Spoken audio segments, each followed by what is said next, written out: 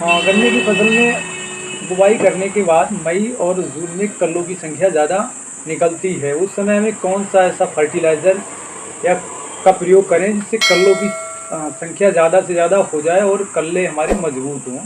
तो इस बात का विशेष ध्यान रखना चाहिए। और सबसे पहली बात यह है, जब हम मई या जून में गर्मी ज़्यादा पड़ती है, उस समय गर्मी की बहुत ज़्यादा समस्या रहती है और उधर गन्ने की फसल के लिए पानी की बहुत आवश्यकता होती है। तो उस समय किसानों के लिए 1 एकड़ में 1 बोरी यूरिया और 1 बोरी पोटास को मिलाकर या 95% ह्यूमिक एसिड, जैसे काला सोना नाम से आता है और ब्रांड का, उसको लेके आप 1 एकड़ में डाल दोगे, जिससे कल्लों की समस्या भी दूर हो जाएगी और ज़्यादा से ज़्यादा टीलर्स निकलेंगे और हमारा कल्ला भी मजबूत होगा। और कल्ला मजबूत होगा और गर्मी से लड़ने की क्षमता भी गन्ने की फसल में गर्मी से लड़ने की क्षमता भी पैदा होगी, क्योंकि उस समय गर्मी बहुत ज़्यादा पड़ती है, इसीलिए गन्ने में बहुत ज़्यादा प्रॉब्लम आती है, समस्या आती है। तो यूरिया का ज़्यादा प्रयोग नहीं करना चाहिए स्टार्टिंग में। यूरिया अगर ज़्यादा मात्रा में डाल दोगे तो हमारे रोग और कीटों का प्रकोप होने की समस्या बढ़ जाती है। इस बात का विशेष ध्यान रखना। अगर यूरिया लगाना है तो उसको 2-3 बार में थोड़ा थोड़ा करके किसान भाई डाल सकते हैं। और पोटास बहुत इंपॉर्टेंट रोल अदा करता है, इसलिए पोटास ज़रूर डालना चाहिए। पोटास दोबारा पोटास का प्रयोग ना करें। अगर यूरिया डाल दी है तो उसके 15 दिन बाद दोबारा से यूरिया, आप 1 बोरी यूरिया को दोबारा से डाल सकते हो। पोटास का दोबारा प्रयोग नहीं करना चाहिए। इस बात का विशेष ध्यान देना है। और हमारे गन्ने की फसल के लिए बढ़वार के लिए माइक्रो न्यूट्रिएंट की भी आवश्यकता होती है, जिसे हम सूक्ष्म पोषक तत्व कहते हैं। किसान भाई सूक्ष्म पोषक तत्व को या तो किसी माइक्रो न्यूट्रिएंट से डाल दें, या सूक्ष्म पोषक तत्व विभिन्न कंपनियों विभिन्न नामों से आते हैं, उनको आप खाद के साथ डाल सकते हैं। अगर खाद में नहीं डाला तो आप उसका स्प्रे दे सकते हैं। 5 ग्राम मात्रा को 1 लीटर पानी में घोल बना के आप स्प्रे कर सकते हो।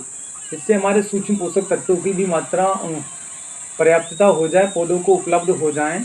और किसान भाइयों को एक बात और ध्यान रखना है, गन्ने में आयरन की भी कमी देखी जाती है। अगर बरसात ऋतु में जुलाई के लास्ट या अगस्त में, जुलाई या अगस्त में आप किसान भाई फेरस सल्फेट, जो लोहा नाम की जिंक आती है, उसका प्रयोग कर दें। इससे गन्ने की लंबाई और आयरन की कमी भी पूरी हो जाएगी और किसान को अच्छा खासा प्रोडक्शन मिल जाएगा 1 एकड़ खेत से। इसलिए खाद का एक बहुत बड़ा महत्वपूर्ण रोल है।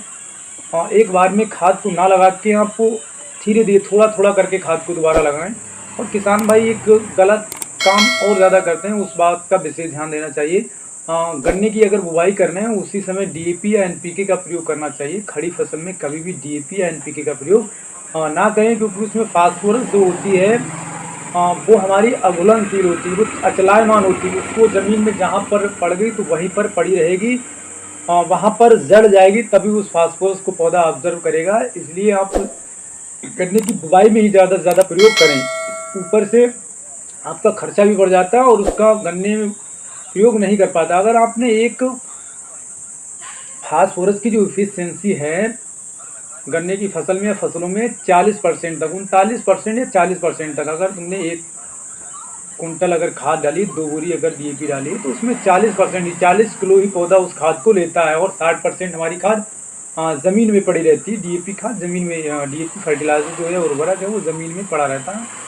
उसको घोलने के लिए फोस्टा नाम की पीएसबी आता है, फास्फोरस सॉल्युलाइजिंग बैक्टीरिया, फोस्टा नाम का आईपीएल कंपनी का आता है। उसको आप डाल दोगे तो ज़मीन में अघुलनशील रूप में जो फास्फोरस पड़ी है उसको पीएसबी बैक्टीरिया घोल देंगे और पौधे को उपलब्ध करा देंगे, जिससे हमारी जड़ें मजबूत और ज़्यादा गहराई तक चली जाएंगी। इसलिए विशेष ध्यान रखना है, कभी भी ऊपर से खाद का